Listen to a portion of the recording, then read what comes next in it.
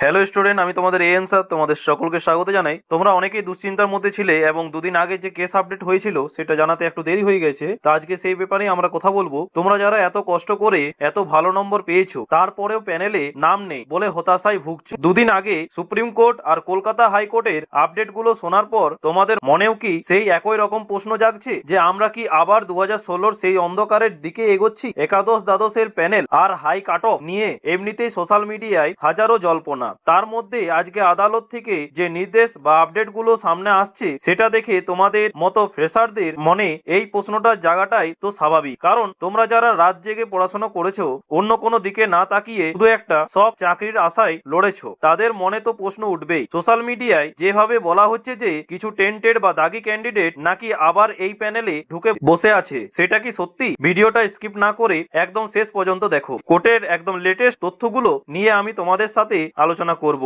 আর তারপর তোমরাই বিচার করো যে সত্যিই কি আমাদের সিটগুলো কেউ ছিনিয়ে নিচ্ছে। দুদিন আগে কোর্টের দিকে নজর রাখলে একটা জিনিস খুব পরিষ্কার বোঝা যাচ্ছে যে সুপ্রিম কোর্ট আগেই স্পষ্ট করে দিয়েছে যে কোনোভাবেই দুর্নীতিগ্রস্ত বা টেন্টেড ক্যান্ডিডেটদের এই নতুন নিয়োগ প্রক্রিয়ায় বরদাস্ত করা হবে না। কিন্তু সমস্যাটা কোথায় জানো? কলকাতা হাইকোর্টে জাস্টিস অমৃতা সিনহার বেঞ্চ থেকে স্কুল সার্ভিস কমিশনকে বারবার কড়া নির্দেশ দেওয়া হচ্ছে। তোমরা অনেকেই হয়তো খবর পেয়েছো যে কমিশনকে স্পষ্ট বলা হয়েছে ওই 1806 জন দাগি প্রার্থীর সম্পূর্ণ তালিকা তাদের ক্যাটাগরি সহ প্রকাশ করতে হবে। কেন হাইকোর্টকে এই নির্দেশ দিতে হলো? কারণ কোর্টেরও হয়তো সন্দেহ আছে যে এই অসম্পূর্ণ তথ্যের সুযোগ নিয়ে দাগি প্রার্থীরা যাতে কোনোভাবে ফ্রেশ রিকোয়ারমেন্টে আবার ঢুকে পড়তে না পারে। কয়েকদিন আগেই কিন্তু কমিশন 544 জন দাগি প্রার্থীর প্রার্থীপদ চিরতরে বাতিল করেছে ঠিকই, কিন্তু তারপরেও এই যে নতুন রুল বা নিয়ম নিয়ে হাইকোর্টে আবার নতুন করে মামলা হচ্ছে, এতে আইনি জটিলতা কি আরো বাড়লো না? তোমাদের কি মনে হয় এই বারবার মামলা আর স্থগিতাদেশের চক্করে কি সত্যি ফ্রেশারদের ভবিষ্যৎটাই প্রশ্নের মুখে পড়ে যাচ্ছে না?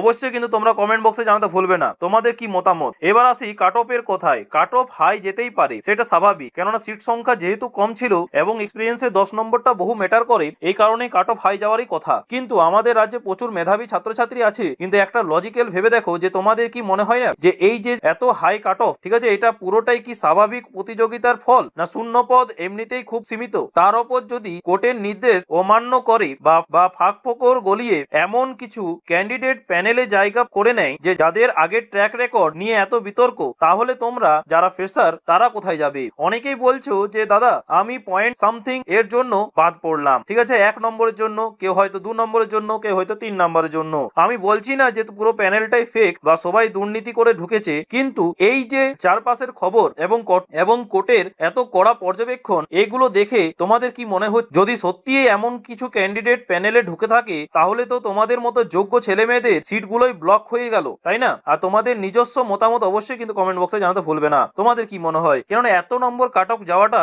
একটা মানছি যে 10 নম্বর এক্সপিরিয়েন্স এবং সিট সংখ্যা যেহেতু কম একাদশ দ্বাদশের, এই কারণে যেতে পারে, ঠিক আছে, কিন্তু এখানে যেহেতু পরবর্তীকালে আমরাও দেখেছি এবং তোমরাও দেখেছো যে দুজন ক্যান্ডিডেট এমন ছিল যারা দুর্নীতি মানে প্রায় প্যানেলে ঢুকে পড়েছিল, ঠিক আছে, পরবর্তীকালে তা ধরা পড়ায় কিন্তু দেখতে পেয়েছি আমরা যে দুজন ক্যান্ডিডেটকে কিন্তু বাদ করে দেওয়া হয়েছে, ঠিক আছে, তাদের আর নাম নিলাম না, তোমরা যদি চাইছো সেটা কিন্তু স্ক্রিনে তোমরা দেখতে পাচ্ছ, ঠিক আছে। তো পরবর্তীকালে কি করে এত দূর পর্যন্ত এগিয়ে গেল, ইন্টারভিউ পর্যন্ত চলে এলো, ঠিক আছে, তোমাদের সবকিছু হয়ে গেল, তারপরে কেন বাদ করলো? অবশ্যই কমেন্টে জানাও যে তোমাদের কি এইসব প্রশ্ন জাগে না, এবং এত স্থগিতাদেশ কেন দিচ্ছে? এর ফলে কি সত্যিই কি যারা টেন্টেড মানে দাগি, তারা কি সত্যি এই প্যানেলে ঢুকে আছে? এই কারণে পিছিয়ে নিয়ে যাওয়ার চেষ্টা করছে কেন? কারণ হচ্ছে পরবর্তীকালে যাতে এই প্যানেল আবার বাতিল না হয়ে যায়, এই কারণে, নাকি অন্য কিছু কারণ? অবশ্যই কিন্তু জানাতে ভুলবে না তোমাদের মতামতটা, অবশ্যই কিন্তু কমেন্টে জানাও, আর আমি অবশ্যই কিন্তু কমেন্টে পড়ে অবশ্যই রিপ্লাই দেওয়ার চেষ্টা করব।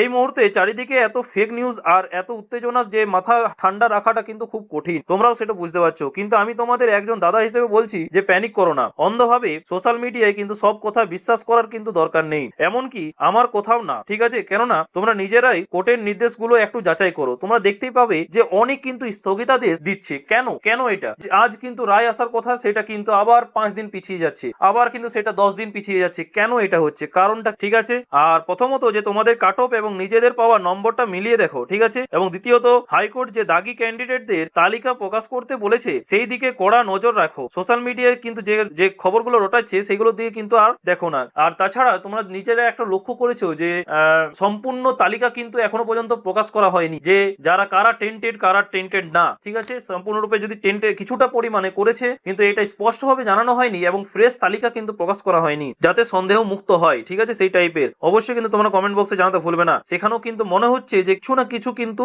কিছুটা কিন্তু মানে তোমাদের টেন্টেড কিন্তু ঢুকে আছে এবং ঢুকে পড়েছে। আর তোমরা আগেও তোমরা শুনেছো যে আমাদের শিক্ষামন্ত্রী ব্রাত্য বসু জানিয়েছিলেন যে এই যে 2016 প্যানেল থেকে বাদ হওয়া যতজন শিক্ষক রয়েছেন তাদেরকে কিন্তু তারা বলছি মানছি যে তাদেরকে যোগ্য, যারা যোগ্য তারাই পাবে। ঠিক আছে, কিন্তু তিনি একটা শব্দ বলেছিলেন যে যারা যোগ্য তাদেরকে একজনকেও কিন্তু বাদ যাতে না যায় সেই নিয়ে আমরা চিন্তিত। ঠিক আছে, তাহলে তোমরাই বলো যে এখানে যদি কে যোগ্য আর কে অযোগ্য সেটা তো কিন্তু স্পষ্ট ভাবে জানাচ্ছে না কমিশন। ঠিক আছে, এর ফলে এবং অনেক মানে কেরামতি হচ্ছে। ঠিক আছে, তোমরা বুঝতে পারছো সেটা। তাহলে কি এটাই ধরা যাচ্ছে যে এখানে কিছুটা পরিমাণে আমাদের SLST WB SLST second SLST তে জয়েনিং করাবে এবং তারপর সেটা যারা বাকিরা থাকবে তারা কিন্তু ওই গ্রুপ সি গ্রুপ ডি তে কিন্তু জয়েনিং করবে। অবশ্যই কিন্তু কমেন্ট বক্সে জানাতে ভুলবে না। তাছাড়া সামনেই কিন্তু আসতে চলেছে, ঠিক আছে, যে মাদ্রাসা সার্ভিস কমিশনের অষ্টম এসএলএসটি নিয়ে। মানছি সপ্তম এসএলএসটি নিয়ে এখন প্রোটেস্ট চলছে নিয়োগ নিয়ে, কিন্তু যদি অষ্টম এসএলএসটি যদি হয় এবং সপ্তম এসএলএসটি যদি পূরণ হয়ে যায় তাহলে ওই মাদ্রাসা সার্ভিস কমিশনের